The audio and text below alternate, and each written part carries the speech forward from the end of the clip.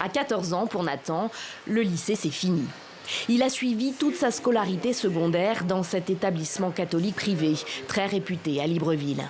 Et comme tous ses camarades, l'adolescent a passé plusieurs mois confiné, loin des salles de cours au printemps, sans que cela ne le perturbe. Je n'étais pas démotivé par le confinement.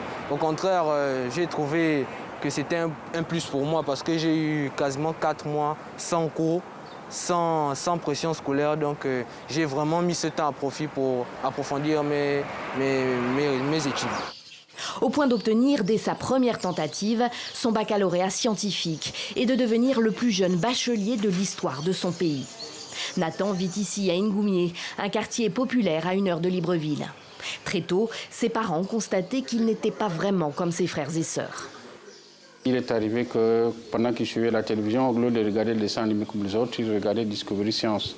Et ça, je trouvais que c'était des dispositions qu'il fallait qu'il développe avec l'aide de ses parents. Dès l'école primaire, Nathan saute plusieurs classes, puis encore au collège. C'est quand il part de la 6e pour la 4e, en ce moment, on a commencé à se poser des questions.